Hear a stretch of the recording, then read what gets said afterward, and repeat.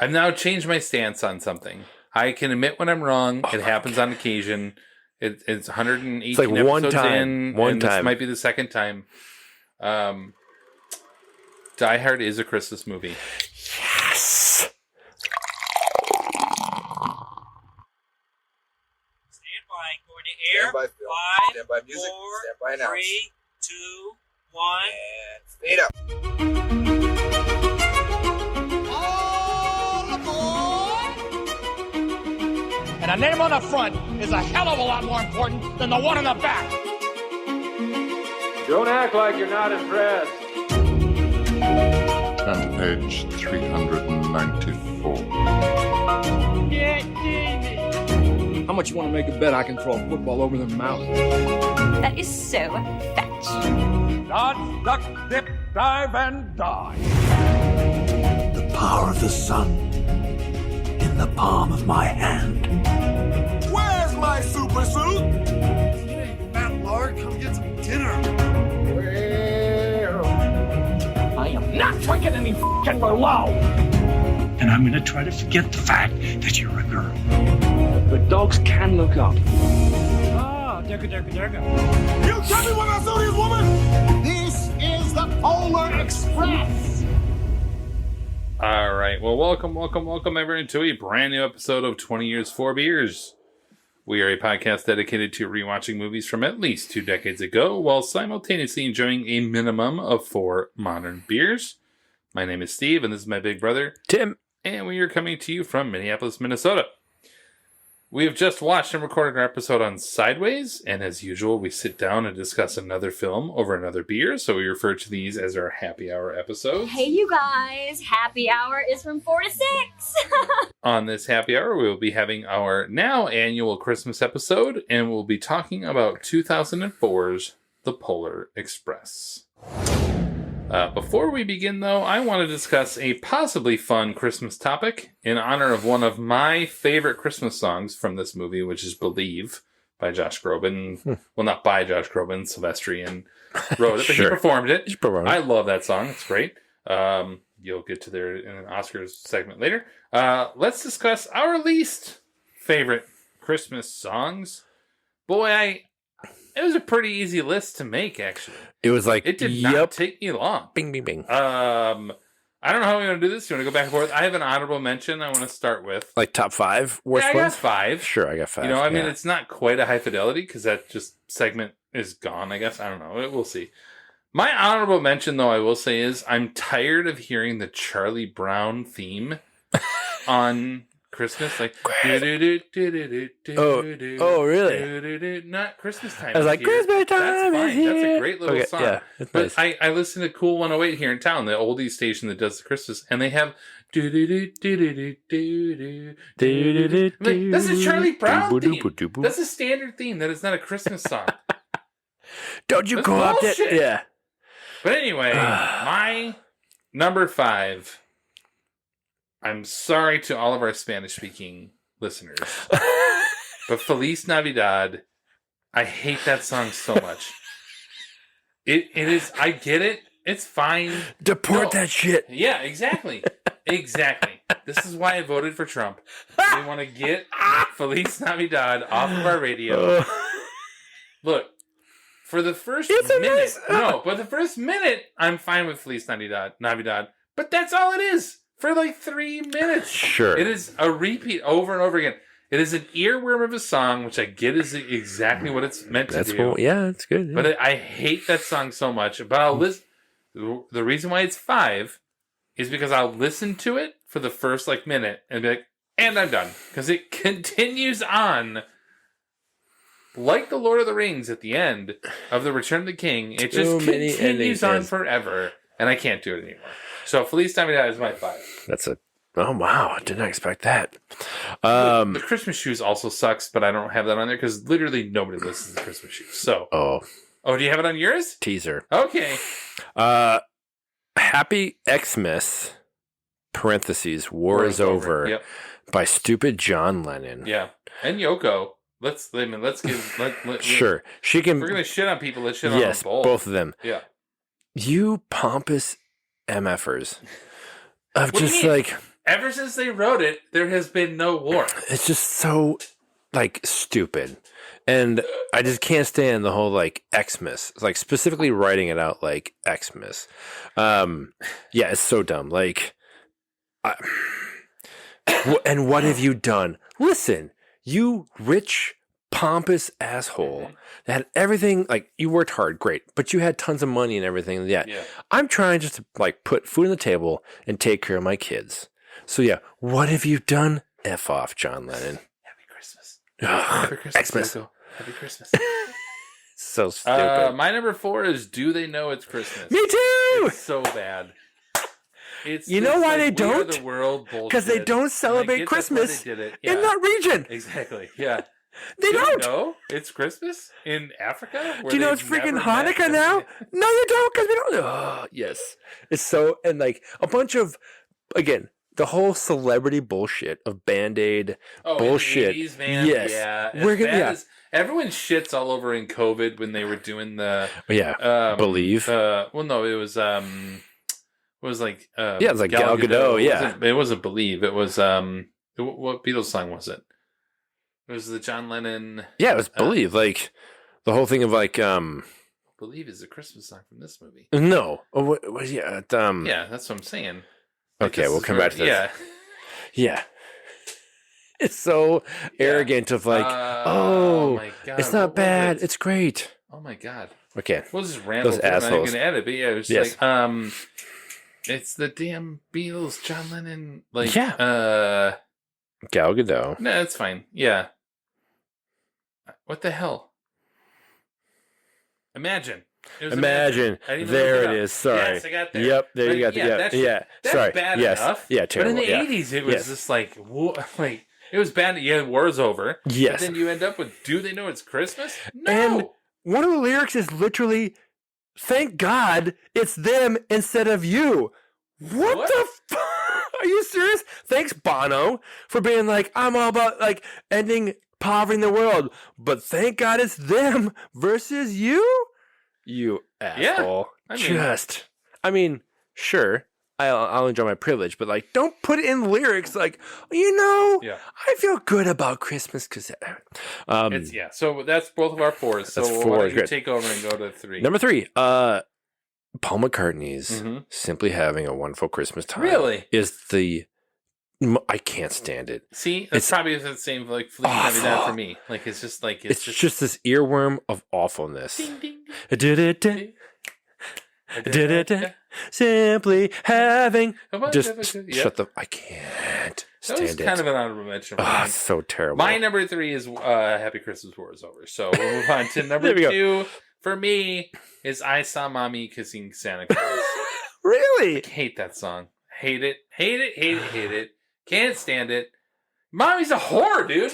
It's not even that, like, I mean, I get that maybe it's talking about how Santa is dad, I guess, kind of. I But I don't think guess. so. I think Mommy is a whore. She's stepping out. Who is unhappy and needs a relief.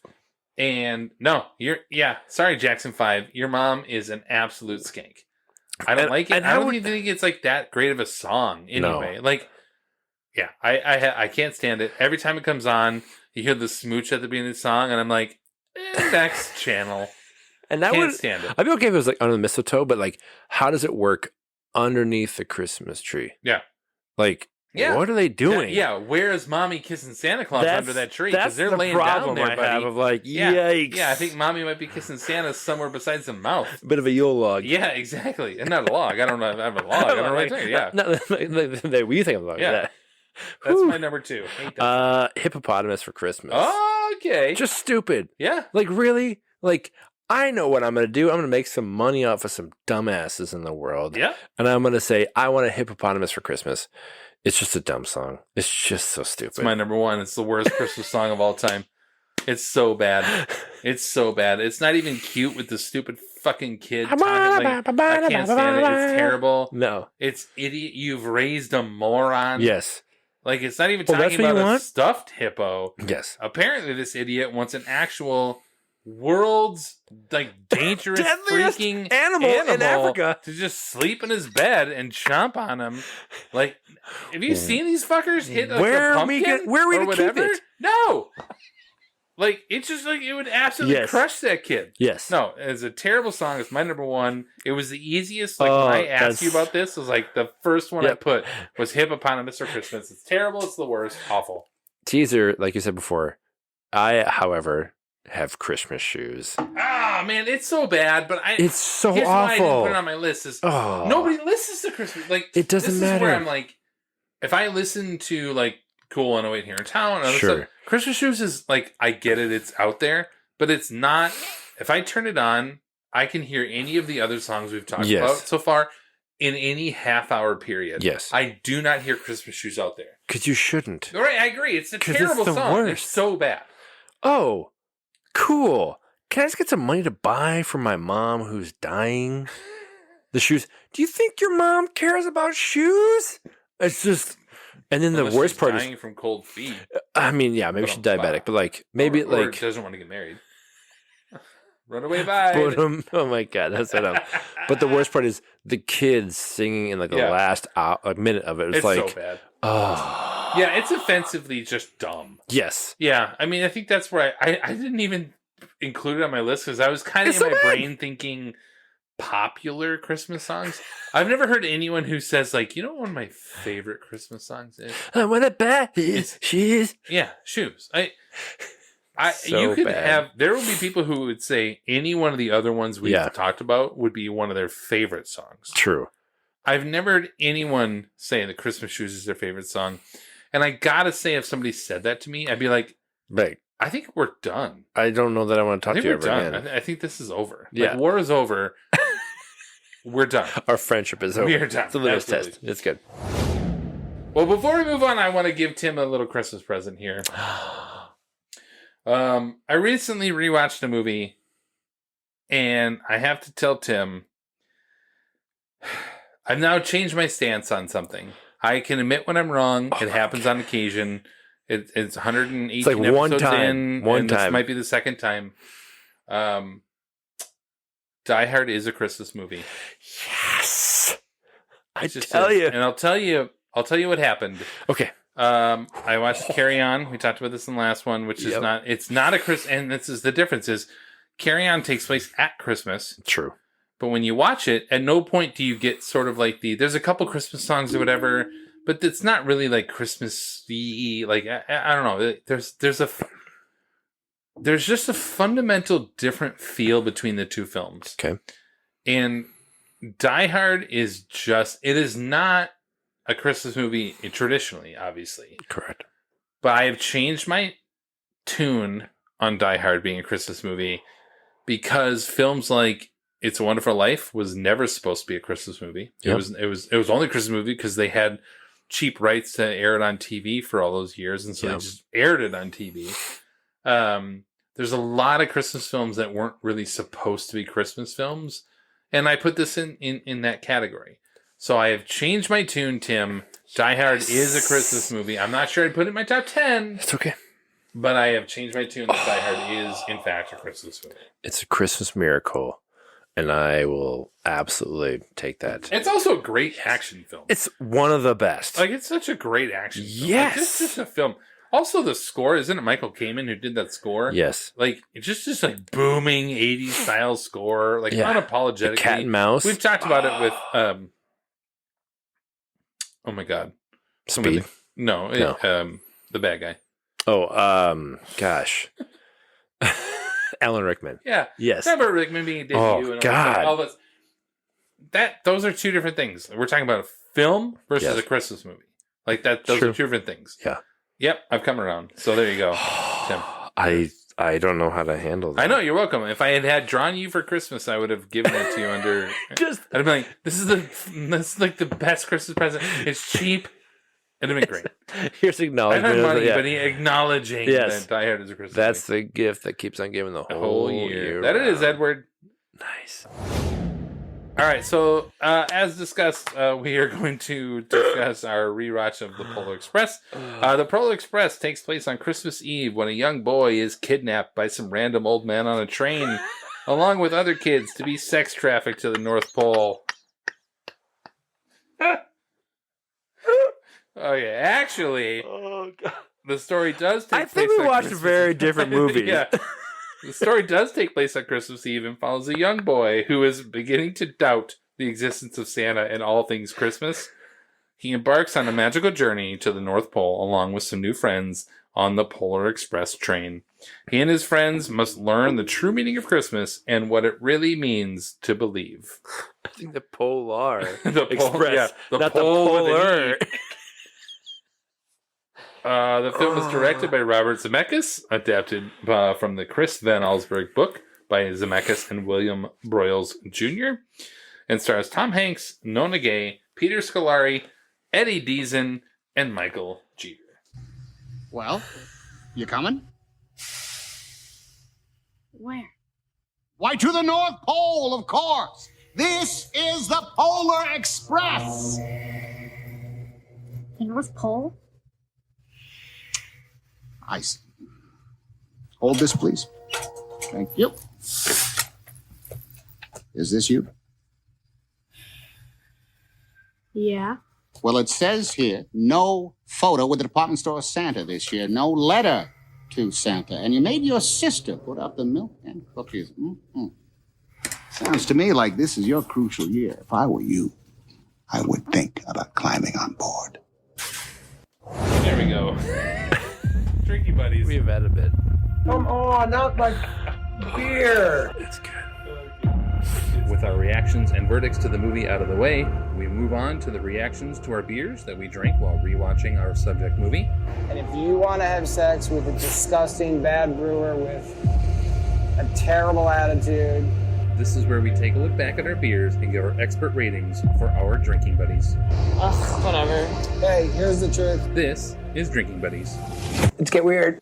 All right, so I had two beers, obviously, because we do two separate, since we watch these separate. My first beer was from Unmapped Brewing Company. Their Flannel Roots. It's their fall ale. It's kind of their Oktoberfest, which is still available in December here. I actually, you sort of would roll your eyes at that, thinking like, oh, it's December. Why do you still have Flannel Roots? It's a bit late. It's a Marzen beer, but it's kind of a fall beer. Like they don't. Okay. I don't know the difference. I know it's a Marzen style beer, but it's really solid. It's got a sweetness to it. It's good even after a few months here. It's more of a fall beer than obviously an Oktoberfest. So I have a 4 out of 5 on it. Nice. I'm really impressed by Unmapped's Flannel Roots. I mean, I've talked about Unmapped before. They're very good. And then I also had Sierra Nevada out of, I don't even remember where they are. Somewhere in the Sierra Nevada. Yes, in California. Their Celebration Ale, the fresh hop. Yes. Comes out obviously every year. Last year, I think can't remember if we talked about it or not, or if we had it before, but I think it was a little underwhelming last year. I have a 4 out of 5 this year. It was actually like pretty solid. It's really good. But that's the thing with fresh hops. Sometimes they're good, sometimes they're bad. But this year I thought it was really good. So especially from like a mass production standpoint. Totally. Anything Sierra Nevada is actually pretty impressive. I love Celebration Ale. Yep. I had out of Door County, had a few things left over from end of last month visiting there. Peach Barn, actually both are from Peach Barn. They're 643 double IPA. Just a nice solid option, 3.75. A very clean, kind of bitter double IPA, but very solid. And then what I would say is probably their sour game is... Yeah, we've had them before, I think. Always great, yes. And I've got some that we can have over Christmas coming up. But they had a different iteration of a Peach Monsters Sour IPA where they kind of combine those two. It was really good. Like a bit of a hoppy sour, but the peach was really, really great. 4 for me. I loved it. Nice. And then tonight, we are, in honor of the Christmas theme, having Great Lakes out of Ohio, I think, I want to say. One of the Great Lakes. I mean, we got like a few to work with. Yep. They're pretty standard Christmas ale that they release every year. But this is a smaller batch release. They're barrel-aged Christmas ale. And what I like is it's got spices and honey, but it's only 8%. So for a barrel aged, I'm like, okay, it's good. That'll work. I mean, it's really solid. Yeah, I'm not normally like whatever kind of like spices they add to it. Yeah, I've never been that much of. I mean, it's better than pumpkin, but true, it is. But yeah, it's like whatever they do for like the Christmas, and I like their Christmas sale. I don't know that I seek it out. No, but it's like, if it's there, maybe I'll get it. But like the barrel age, really well done. Yeah, I like it. I probably would give it 3.75. Yeah, maybe out of 3. 5. Yeah, 4. Probably because I could not. This is a full tall boy. I wouldn't want to finish. Well, that's why I'm like, we gotta split this. Right, like that sort of spice. Yeah, there's just something about it. I'm like, I don't know. But the barrel aging takes off some of that spice a little bit. Like I do. For me. I agree with that, but I don't think I could have the whole thing every time by myself. Correct. Because I'm a wimp. If you guys were the inventors of Facebook, you'd have invented Facebook. This is a social network. You don't have to be an intellectual property expert to understand the difference between right and wrong. Where we take a look back at the critical and fan reception from 2 decades ago. Mark! As usual, Tim takes point on this, so take it away, Tim. You better lawyer up, asshole, because I'm not coming back for 30%. I'm coming back for everything. $1 billion. The IMDb rating is 6.6 out of 10. Logan Hill of New York Magazine said, "Strap yourself in and try not to vomit." It is, I mean... Seems low. All right, okay, continue. I think it's pretty high. Try not to vomit. Try not to vomit because the Polar Express is more of a theme park event than a movie. Somewhat like Pirates of the Caribbean, but in reverse. A wild ride stripped of its story down to a rattling series of mind-numbing, underwhelming effects. Ella Taylor of LA Weekly said, "Another powerful children's story dulled into mediocrity by the misguided worship of technology." So those are 2 very bad ones. Mm-hmm. However, Desson Thompson of Washington Post said, "A truly satisfying holiday picture, the kind everyone can enjoy and which may even restore a little lost childhood in many adult viewers." Damn right, Desson. Roger Ebert, could have gave what he... 3. I said 3. 4. Really? 4 out of 4. Good for him. So the film doesn't let Roger viewers... knows what's up. Just, you're going to love this. The film doesn't let viewers off the hook with the usual reassuring Santa and Christmas cliches. There are so many sequences here that are really very special. Some are quiet little moments, some are visual masterstrokes, some are story concepts, some are elements of mystery. It has a haunting, magical quality because it has imagined its world freshly and played true to it. And likely the film will become a perennial experience shared by generations. And here we are. There you go. Academy Awards, 3 nominations that year for, again, thankfully there's 1 category now, but sound mixing, sound editing, and original song. Dude, that song's good, man. It's a good one. It's a good song. And we're good.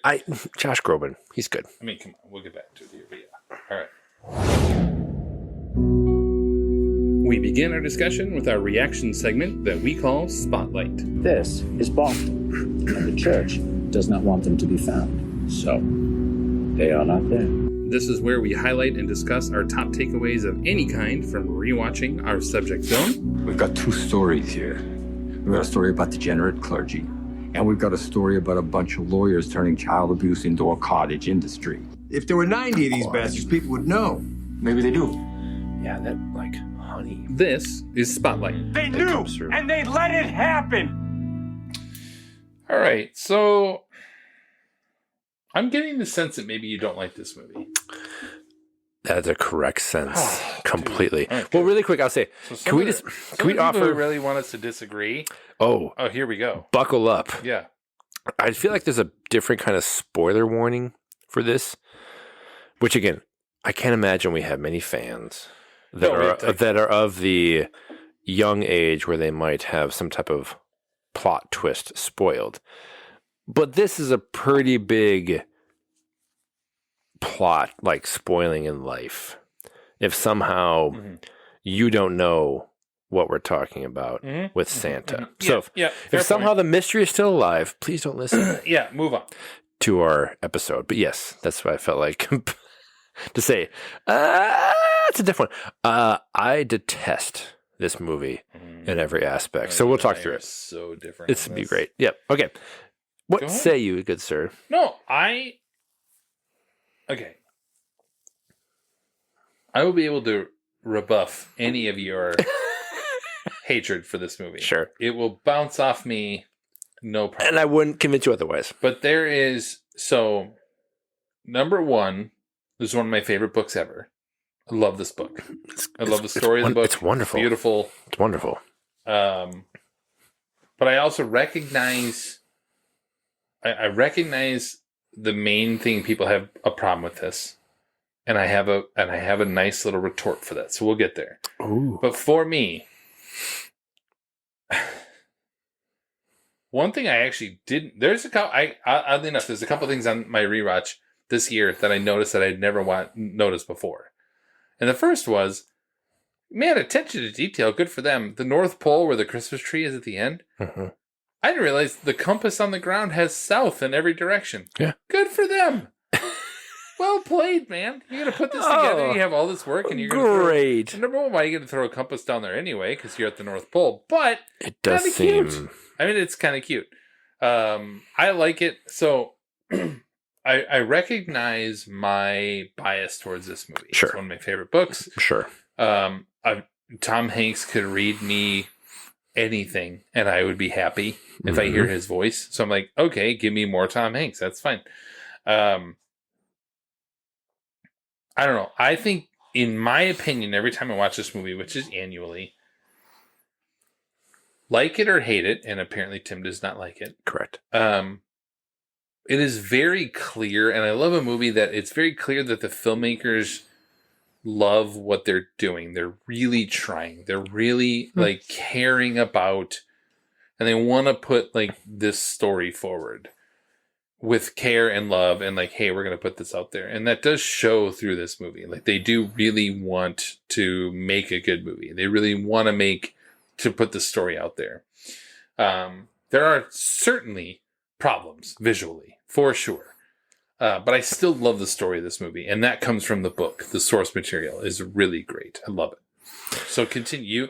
I want to hear what do you got? So bring it.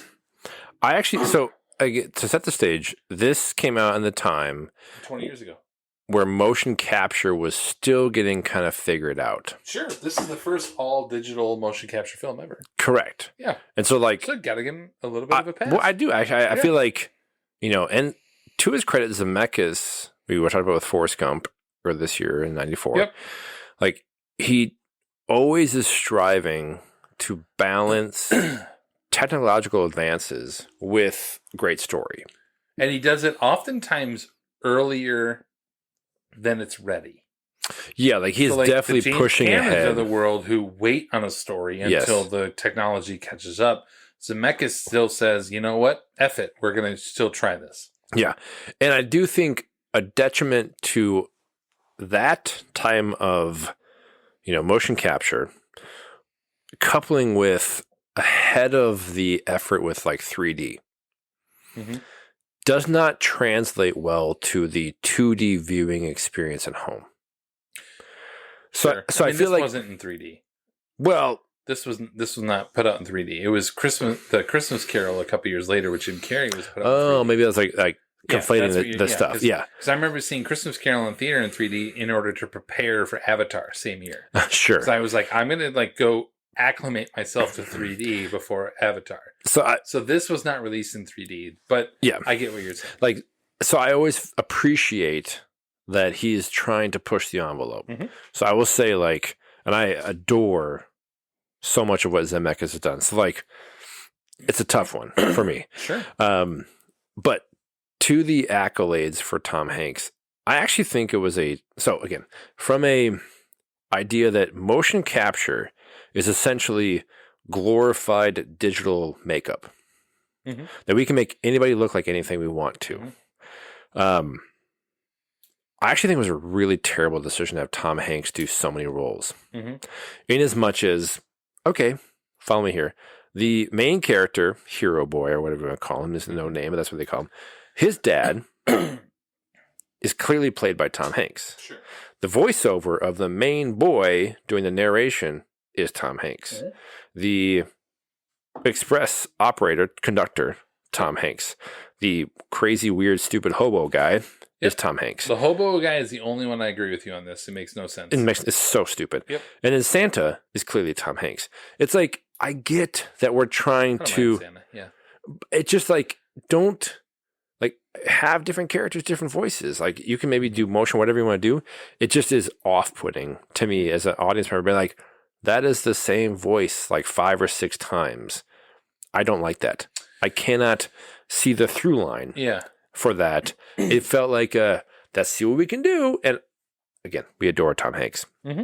I just actually think it's a really bad decision to have him be that jarring of like, it's the same character. Like I can't separate them. I'll give you that you can't separate. Like I will say that because I don't mind that he played Santa because at least he tried to mask his voice a little and had a deeper one. Yeah. Excuse me.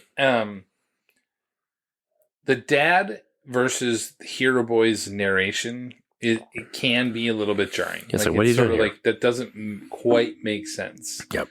Especially because you don't see the dad. You don't see his face. Correct. So it literally could have been anybody. Exactly. It does not. There was no need for that. But that just does not seem necessary. So I will give you that in terms of saying like, Thank you. I'm going to allow you to have that. I'm saying, but it doesn't. To me, it doesn't diminish the story. And like the central story has nothing to do with those sort of like voices or whatever. The story is different than that. If they truly had the main boy's voiceover and the dad not be Tom Hanks, I would be okay with it. Mm-hmm. Like everything from Tom Hanks isn't the voice of Hero Boy. Not in the movie, but the narration of his story is in hindsight. Yes. Yeah. So like don't have that. Yeah. Have everything tied to the Polar Express. Tom Hanks does the facial expressions of the boy though, for the most part. Sure. And but it's just like, again, the audio thing is like everything tied to this boy's experience told through the story later, because that's what the whole book is about, is like, as I was growing up, I experienced this, now I still believe, that kind of thing. Have everything be insular to that. Right. And whatever Tom Hanks is like, cool. You could have clearly the magic of the Express be conductor, hobo, like Santa, chocolate, like, I don't give a shit. That to me, like, when it cross-pollinated, I'm like, I can't stand it. I don't like that. Like, it just, major issues, but didn't work for me. Okay. Yes. All right. I can get there. I mean, except for the fact that the dad is only at the beginning and the end, but that's fine. Don't have this. You can have. There's countless other white dudes. You can have the name. I agree. Like, I do voice agree. beat. Like it could have been Zemeckis even, or it could have just been anyone. So they could have easily found, or they could have at least tried to mask his voice as his dad or whatever. Like it gets hard to pass up Tom Hanks. Why pass him up? He's a great guy. Like like it just is like. The experience should be, as a human in the real world, I should not have the same voice as the people in this make-believe, whatever. So, yes. What do you think about, what are your issues on the visuals? Because I think there's two different ways to look at this. And one is the humans versus everything else. Correct. Visuals. Absolutely correct. If you look at there still are legitimately amazing visuals in this movie. Yes. The train coming out of the fog, like the smoke at the beginning. When it stops. Everything, and especially if you look at a side-by-side versus like book versus the movie, they tried to at least every page had one thing. All of the North Pole visuals are outstanding. Like really well done. If you take all the human elements, take them out. Correct. 20 years on, outstanding. It's beautiful. Yes. It's a beautiful movie. Like even the caribou. Look really great. Yeah, everything. All of them are really good. And even the two conductors are like the two train guys or whatever. Sure. They're normally sort of like fakey looking guys or whatever. So that's what for the longest time, it took me a while to get over the human element of this. It's really off-putting. Yeah. Like that weird... I got over it, and I'll tell you why. But you can. Well, I mean, think about... I loved it the first time I saw it in the theater, but I knew... You could tell. I'm not an idiot. You could tell they looked weird. Yeah, like the mouths move weird, the plasticky kind of feeling, and I feel like. And Hero Girl looks really weird. Terrible. Really She's bad. really bad. She's the worst of all. And think about, like, we just watched Incredibles in a sequence last month where the style they were going for clearly was comic booky. Yeah. And so, like, everything in that world aligned with that. Right. So the natural aesthetics of the buildings and the, like, technology aligned with our human characters could feel like it all made sense. This is jarring. I agree. Like, it's a beautiful landscape. Oh, the train, the wool, like everything, and like the bird flying. I agree. And everything about, like, nothing to do with humans is beautiful. Which makes the humans harder to see. I agree. Yep. And that's where it's off-putting, where it's super jarring because, like, it's like weird dead eye. Like, their eyes look awful. Totally. And yes, the Hero Girl looks terrible. And I just feel like I know I struggle with how the uncanny valley. Oddly enough, like, I need to bring that up. Yes, Billy actually looks pretty decent. Like the Billy, yeah, kid, the annoying he actually kid. looks pretty, yeah, yes, well, that's the quiet kid. The annoying kid is the know-it-all. Sorry. Okay. Billy being the kid, like the last kid like the Billy, like the poor kid. Yeah, his actually face pretty decent. The eyes are the problem. Yes. And but the Uncanny Valley and this is where Uncanny Valley comes into play here more than anything. We've mentioned it before because this is a motion capture versus an animation style. Sure. And they're really trying, and it is hard. It is hard to see, especially when you look at the rest of the world around them. The world around you is beautiful, so then it makes it look even weirder. But I'd give them like more grace if they were the first one. But we're talking 2 years after Gollum.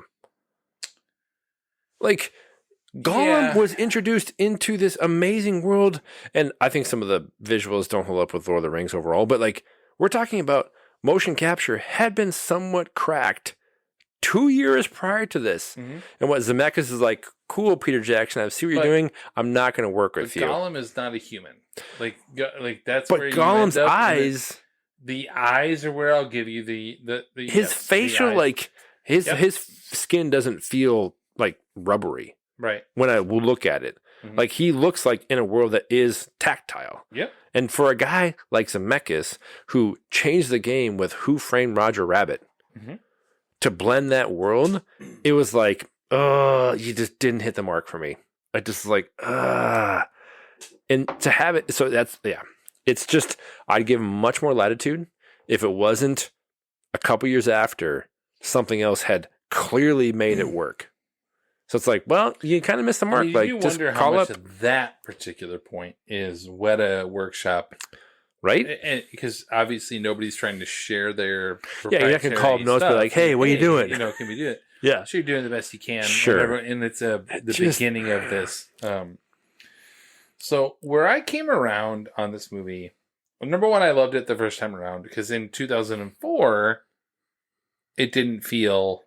At the time, it did not feel like, oh, this is so weird looking. Like, yeah, you can kind of tell they're weird looking, but at the time, motion capture was so new. Sure. Where I came around on this was, if I have to watch Rudolph the Red-Nosed Reindeer every year and see that dog shit animation, well, I'm just saying, like let's as time goes on, that's fucking dog shit. Yes. It's terrible. Yeah. The stop motion, whatever. He's a dentist. Like, yes, all of that stuff. If I gotta watch that and accept that as a Christmas classic, and it is awful. Yes. Okay. I would gladly watch Polar Express with that sort of like a little bit weird Deadeye stuff every year because the story overrides anything to do with those sort of like classic, sort of like Frosty the Snowman, all that just terrible animation style before. That's where I came around on it. It was just saying like, I gotta watch that shit every year with my kid and be like, oh, this is so much fun. This is great. This is terrible because the animation is bad. Sure. At the time in the 60s and 70s, I'm sure it was great, but the story is bad. Yeah. at least here I get a decent story and like let's try and embrace the spirit of Christmas and believe in something bigger than ourselves and believe that there's good in the world and all this other stuff. I get that. And that's where I was like, I can handle, like, I also have to watch Shrek on a regular basis, and that animation is terrible. We talked about that back in the day. So, like, why 20 years ago, I get the Gollum argument. I cannot argue with that. But then if that's our standard, then everything from that era is garbage in comparison. It's garbage in comparison. And so, like, the Shreks of the world, the Incredibles, the reason why the Incredibles works is because they built the world around them. Correct. To look animated. The style works. So, yes. We just talked about our love for the Incredibles, so I can't argue that. Yes. But where I came around on this was to say, I don't mind seeing a bit of an uncanny valley thing with some of these characters because I can accept that if I got to accept the rest of this holiday shit. So, yeah, that's where I came around on it. And I guess I took a different tack as far as like where the wild things are. If I think about we're going to have a story, right, which is a classic, beloved children's story, and we're going to spread it out over an hour and a half, maybe 2 hours. Yeah. And like Rudolph and like Frosty, like half an hour, like 30, 45 minutes. Yeah. Like I agree. Like they're a sign of the times. They're like terrible. They're bad. They're terrible. Yeah. They don't hold it up. So just like this, like for me, it's like, okay, but where the wild things are, added pieces to like what's the core story that's being told. And like the melancholy, feeling lost in the world, not sure how to grapple with stuff. Like where the wild things are is like we talked about Wes Anderson in that previous one, like, Spike Jonze. It's heartbreaking. It's so beautiful. Yeah, and it's wonderful.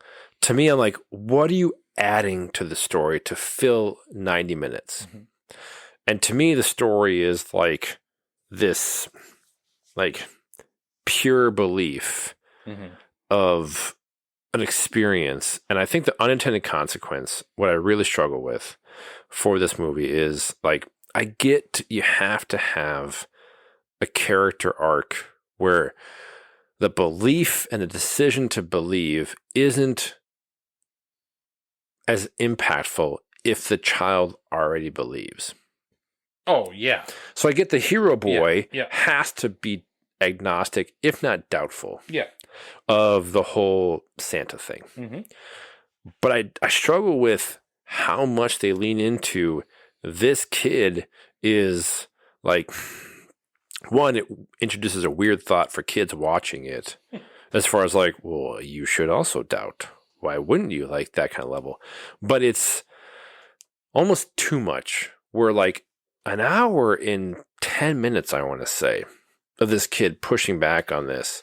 And then this huge epiphany of like, I do believe. And I feel like the essence of the story, reading it, is just like, it wasn't as profoundly doubtful, if you will. And so I feel like what they added truly just felt like we're going to add some cool spectacle. I have a lot of stuff on like what I don't like about the like bad additions. Like it's just filler to me. It's again, here's a cool technology. What can we fill for an hour and 10 to extrapolate out 20 pages of a book to have it be this payoff? It is. I really struggle with that. How are you gonna How are you gonna adapt? Yes. But if you really want to pull that out, you can do that with any. You could do that in any short story. You could do that with Shawshank Redemption of saying this is a 40-page. No, I'm just saying you could do it with a 40. That's a 40-page or whatever short story. It's much longer, but yes. But not 2.5 hours of whatever. Sure. It does not extrapolate out. Now, do they do a better job of adding things to it? Of course they do. Yes. But there's all kinds of examples of virtually nothing turning into a longer story.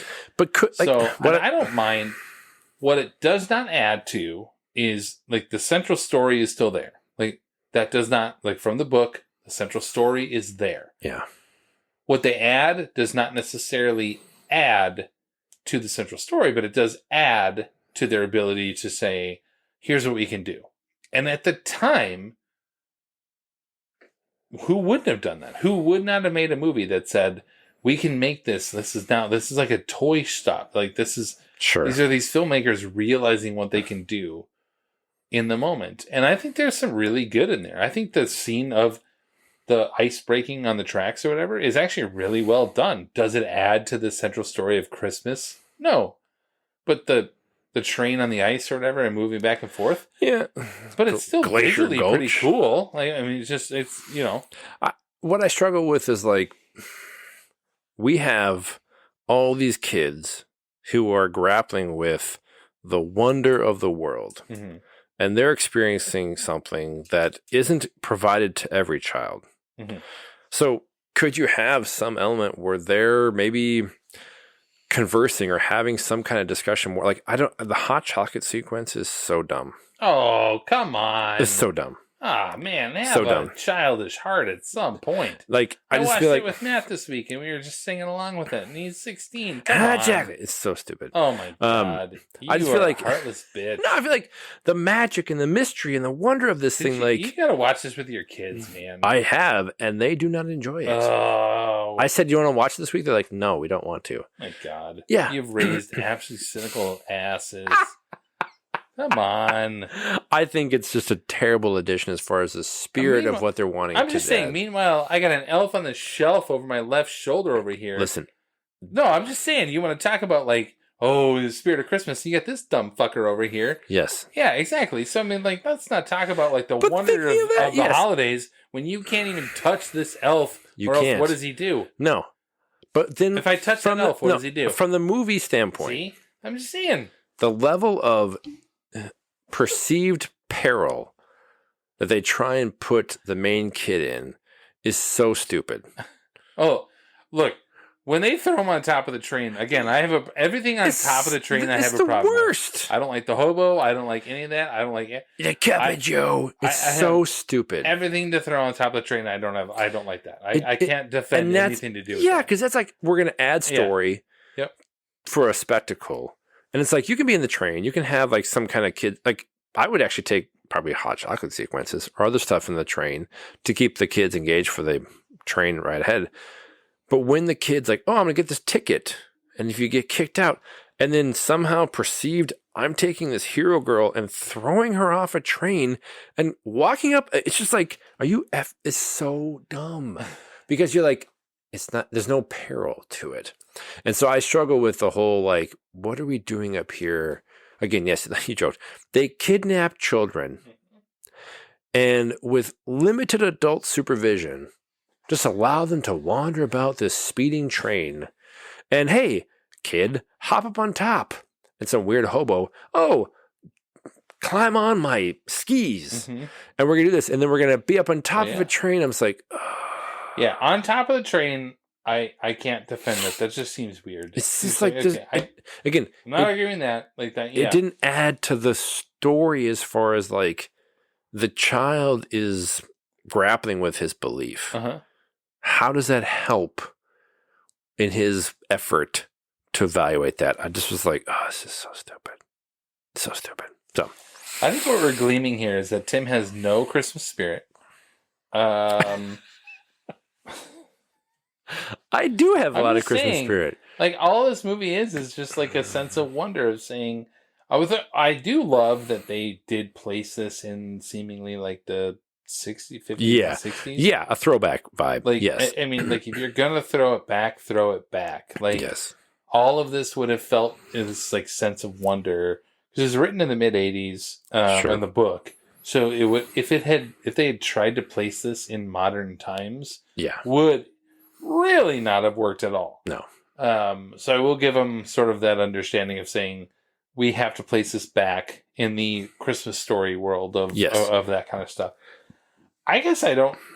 What Christmas movies like do you like? I mean, like this. Is tons of Christmas movies. Not Die Hard, aside from that. But I'm just saying, like, this is a kid figuring out the spirit of Christmas. It's no different than almost any other Christmas movie out there. So I have a lot of thoughts on like what doesn't work for me. Clearly, yeah. What does work for you in this movie? Apparently, actually, I have a few things that work. Actually, right, yeah. So to the parents at the beginning, sure. Why do you have a fire going in the fireplace? Because Santa needs to warm his feet. You have night. radiators heating your house, so you don't need it from a utility standpoint. So you're gonna possibly, hey kids, go to bed. Don't worry, the fire will be fine for Santa to come down. I can't stand it right off the bat. So stupid. Why have a fire simmering? Dumb. So why? Okay, the ticket flying out and going all around the local scenery is just like, hey, remember the floating feather from Forrest Gump? We're going to do it for 5 effing minutes. And it's so dumb.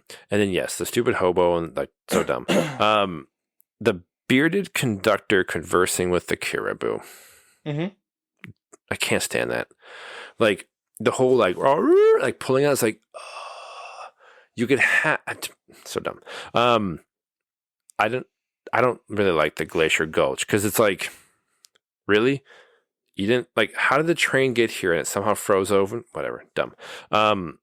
What actually really irritated me, the runaway like caboose in the catacombs of the North Pole. Really? Like, you bring kids here every year. Yeah. Is this your first attempt? What shoddy operation are you running? Where you're like, Hero Boy he detached the train. How are they supposed to? They're supposed to predict that he would detach the train. There's zero oversight of these children under your ward that you brought somewhat. I mean, it's with their will to the North Pole. Get them off the freaking train. Like the lack of. Billy stayed on. And the only reason they didn't get off. Everyone else got off the train except for these 2 stubborn kids got back on, and Hero Boy hit the brake and or hit the filler. Time filler. Yeah, it's so dumb. And then yes, like terrible supervision aspects. I didn't actually like the know-it-all kid. Like I get it. This is like, was it in the first Harry Potter episode? We were like, what kind of security? Parameters do we have here? Tim's bringing real world like logic operational into a shit, North Pole operation of Santa and his elves. What would happen if you abscond with some kid and they effing die? Sure. What? Oh, yeah. Like, hey, Christmas morning, where'd Johnny go? Don't know. He's just gone. Great. What actually was really weird, like the cameras all over the world, when they're there, and to me, if I'm thinking about, again, the core story is the magic and mystery of what Santa can accomplish, and it's an old school vibe.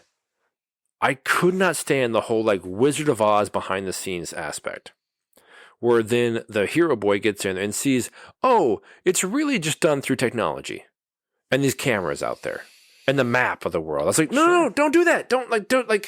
It's like freaking George Lucas being like, the midichlorians explain the Jedi. Like, don't, like, demystify the belief. Sure.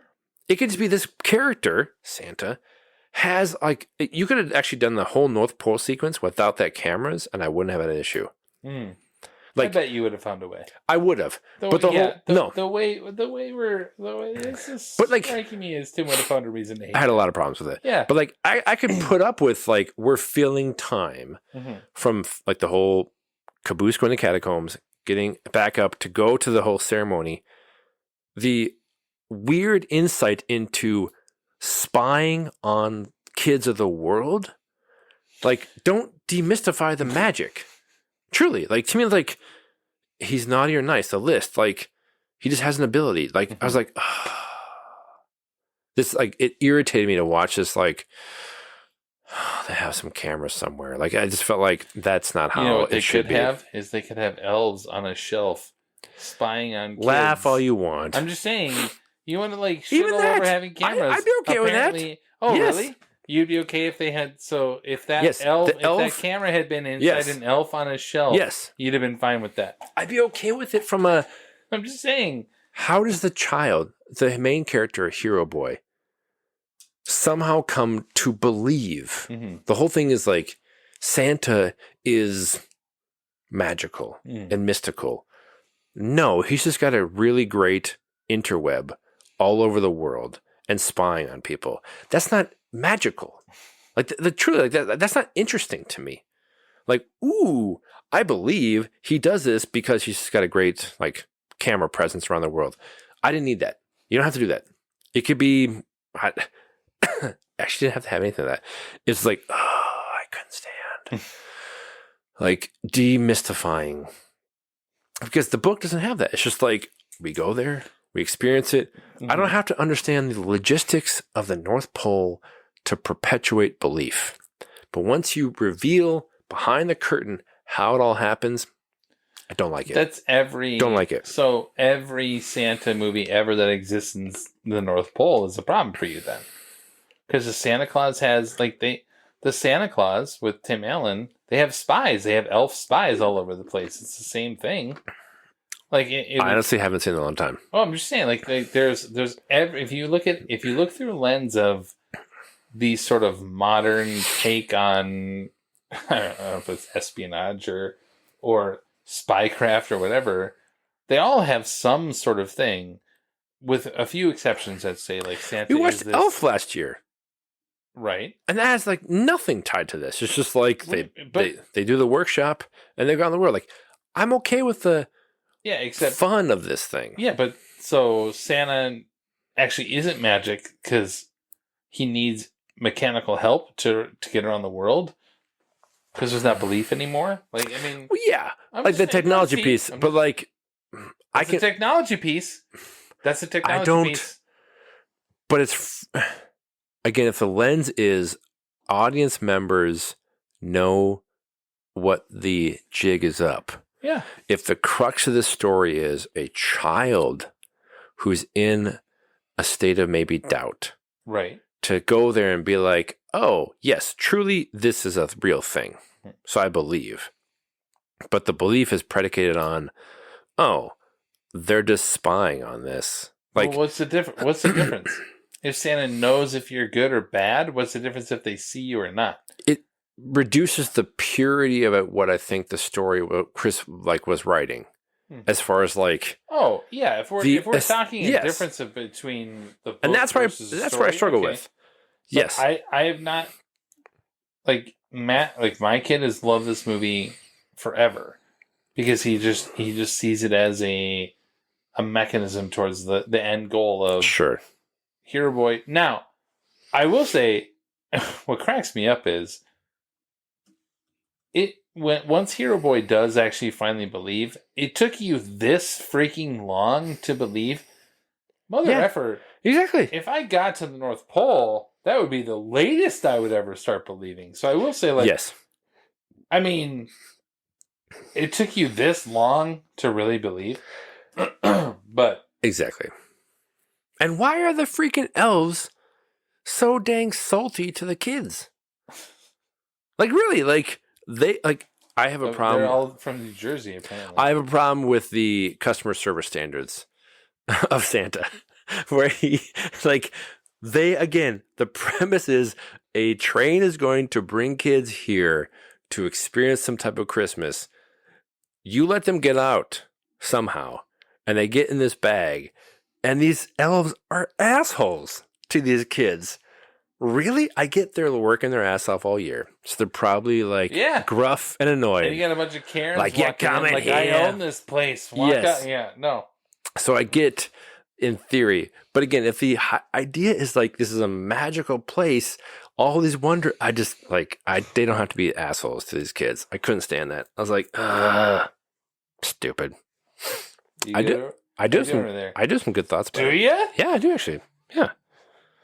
One thing I do like, one thing I didn't notice, and I watch this every year, when he shakes the bell in his ear, and you hear like the sounds or whatever. Speaking of Lord of the Rings, I used to always like think it didn't say anything; it was just like whispering. Sure. Do you know what it says? Think surround sound for this. It says like the whisper is like doubter. This is like doubter. Oh, Which is like, okay, all I had right, no it's idea. kind of cool. And then he finally says like, I believe, right? And then he hears the bell. So, thank you, surround sound. that's good. Right. And I have another follow up to that here in a second. But I was like, all right, I mean, I kind of like that little note of just saying, that's what it sounds like. But like the doubter thing, implying believe is what's necessary. Right. I actually like the whole ticket taking punching thing. Do you? I do actually like. I think when I think about what's being taken from the core story, very simple story, and these children represent different things or what they can experience or what they could gain by having gone on this trip. Mm-hmm. For the main character, it's belief. Yeah. The hero girl, like it's becoming a leader. Yeah. It's the poor kid, like friendship and like the connection. So that would be great. Like that pays off. Yeah. Truly from like this is like your experience on this train will not be universally the same. Mm-hmm. So I do like that. So again, when I think about like what's good in this, adding to the story, you have a ticket, but it means when you leave, you'll have a different experience coming from what happened. So I appreciate that. Like the whole like, oh, a few like letters here and there, fine, whatever. I can make it work. But it did add to, again, if the whole story is like clearly the Polar Express is a transformative experience. Ideally, the know-it-all kid, fuck him. But like, it's fine. Like you can't, not everybody's a great kid. Some kids are assholes. Yeah. So it works. But I think, I was actually good with like this ticket could be a representation of how they're impacted or changed. Okay. So I work with that. It's good. The Christmas Comes to Town song halfway through, it's really sweet. I like that song a lot. It's a nice one. Like, yeah. Again, the songs across the border are really good. There are aspects of like great purity to this. I'm like, oh, like moments I can do with that. Everything actually, I would say post belief, where like the bell is ringing for him, is solid. Okay. Like the payoff is worth it in the grand scheme of things, because like once it's there and it works, because I really like what they like. The payoff is good. It's just like the hour prior to that, I'm just like, there's so many. I'm like, ugh. As well as, sorry, poor kid, no one's coming to your house. Like, you're not having friends. Like, I feel terrible for this kid who gets chosen to be like on this train, but it's like, again, the world we live in, no one's coming to you. But I have a lot of problems with this. I do not like it. Yeah. We're like an hour into this and you just keep on. I do not like it. Chewing at the furniture. Let's do it. But the post-bell sequence works. Okay. So the final like 10 minutes. Because again, it's what is the story trying to tell? Like the impact is, again, what the original story is all about. Like the belief is there. But because to me, like, okay, final thought for me. Go right ahead. When we watched episode 2 of a couple years ago of Star Wars. Okay, all right. To me, it was the entire thing was clearly done in service of what technology can we do, and we'll shoehorn some shitty story in. And again, irrespective of like Lucas being too close to it and that kind of thing. Right. Honestly, this feels like just another iteration of that.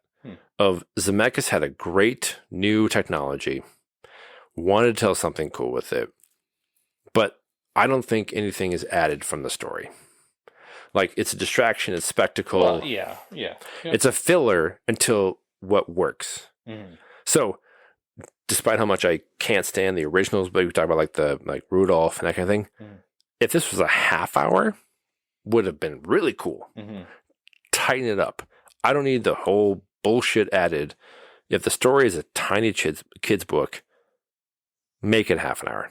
You're obviously not going to spend tons of money and like go to the theater. So I get all that.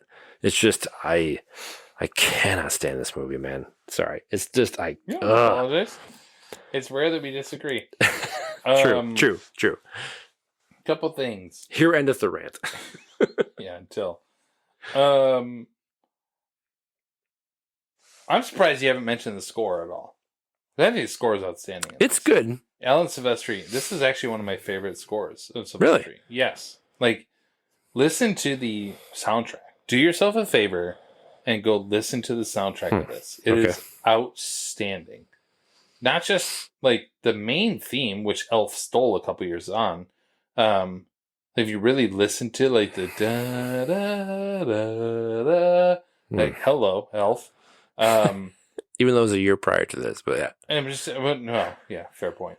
But I just don't think the music of this gets enough credit. Like the songs are good.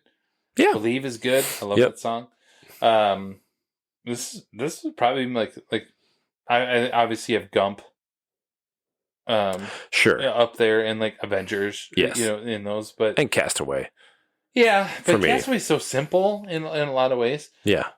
This is a much grander score than Castaway. Go listen to the score. Like I think it's really underappreciated. Okay. It's really good. The only other thing I'm going to mention right now, because we're way on in terms of time. Speaking of something I learned from surround sound, totally off topic. I watched Christmas Vacation this week, and I got the surround sound system in. Yeah. And there's a point, and I'll probably pull it up with you after we're done recording here. Yeah. I did not realize, like, when they're doing the Joy to the World scene, where he's out there and they're doing the drum roll or whatever. Right, Joy to the World. When they're doing the, like, I'm going to pull it up just so you can hear it. I have it now. When they're doing the drum roll, in the background, you can hear him say Joy to the World before you ever actually see him on screen saying it. Really? And it's all because of surround sound. I was like, wait. Rewind it. What is this? Like, what is this? Like, I was totally off topic. So, man, Tim just hates Christmas is what this is. No. So. Okay, whatever. No. We're moving on. You can defend yourself in the next segment. I'm going up there. I'm going to try it. I'm going to let the jury decide. As we close out our spotlight segment, we come to our final takes called The Verdict. If we are to have faith and justice, we need only to believe in ourselves. This is where Tim and I give our final verdicts after rewatching the film and decide whether or not the movie held up over the course of 2 decades. Now you get out of here before I call a bailiff and have you thrown in jail. This is The Verdict. I said to hell with it. A shining example. Okay, go ahead. A shining example. Sorry, I had a deep breath. A shining example of how to not adapt a beloved children's book.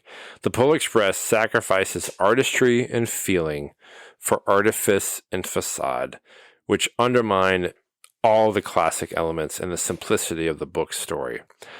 To me, it's just an all-around misfire from start to almost finish. The last 20 minutes are fine. With motion capture that definitely does not hold up. The great visuals outside of that are great. 20 years later, motion capture is terrible. I cannot describe how much I do not like this film. 1 out of 5 for me. Oh, man. Yep, I will never watch it again. Wow. Yikes. All right, so I do not care what people say. The Polar Express is a Christmas classic film. Despite all of its many issues when it comes to the facial expressions of the main characters and issues when it comes to that, the story is still there and still makes me want to believe. Aside from those faces, there are still some really impressive visuals and a score that just lives rent-free in my head every holiday season. And it's clear that the filmmakers had a real passion to tell this story. I love it, and I think it gets better every year thanks to the Burl Ives version of the old... I'm just saying, like, it just gets better every year, even though it just looks more quaint every year, because it's just like, okay, we're just accepting it's bad. Anyway, I have a 4 out of 5. Tim hates Christmas.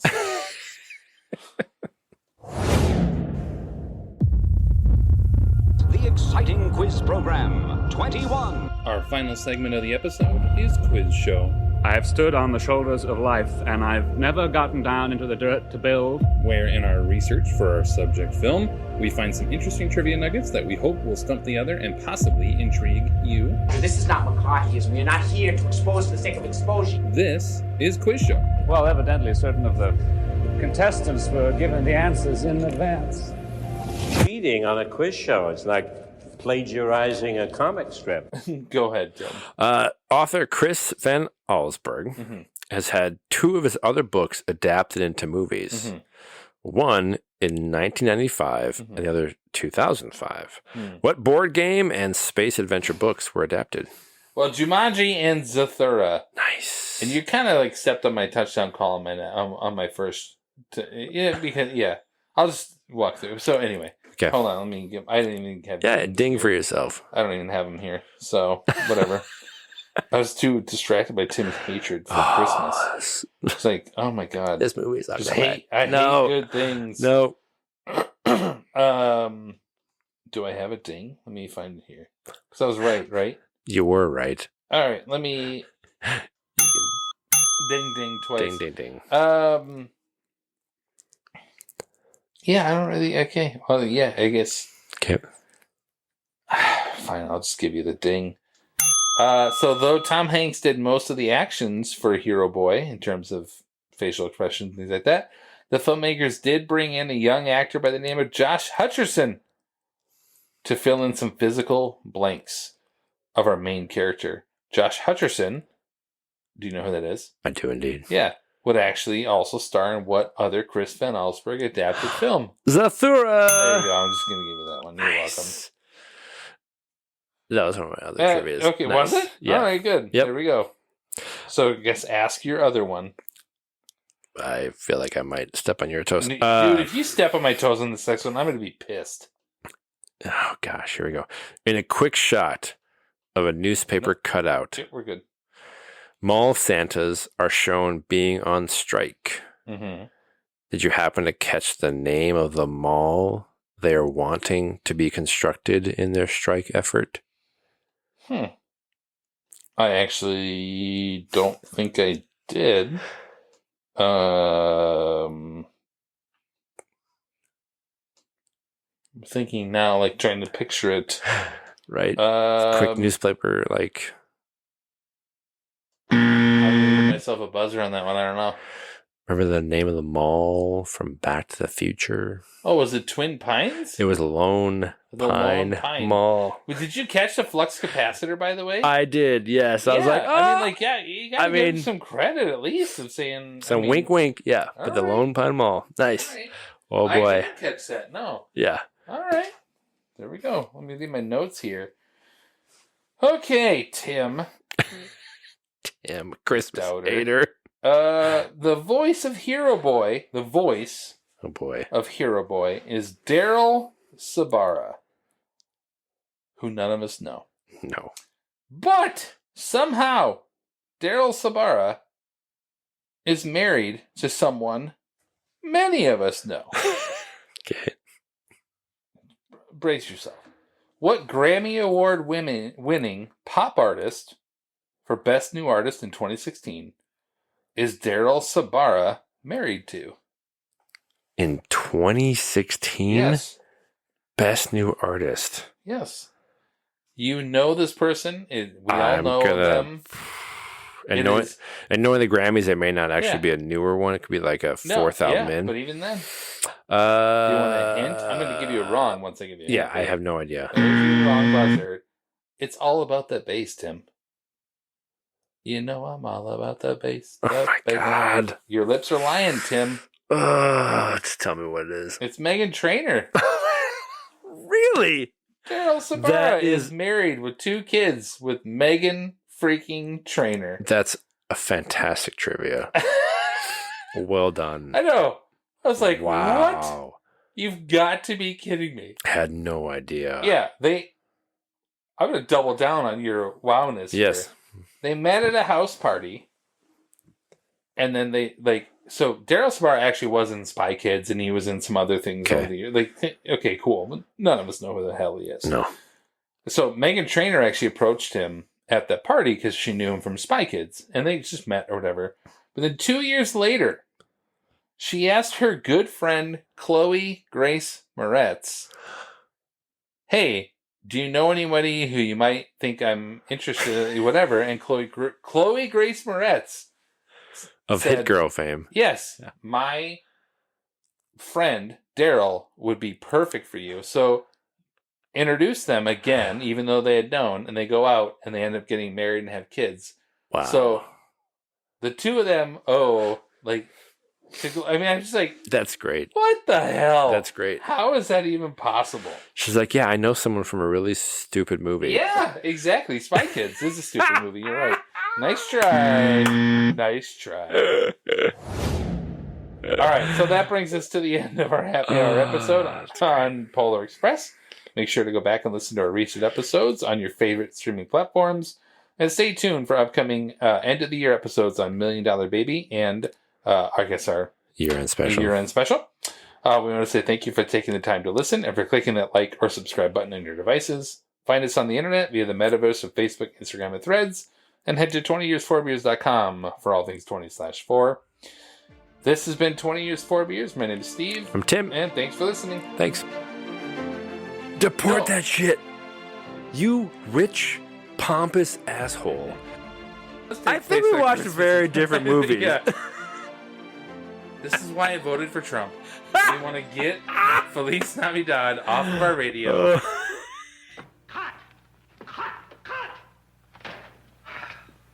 I think we're done. I don't know that I want to talk to you ever again. I think this is over.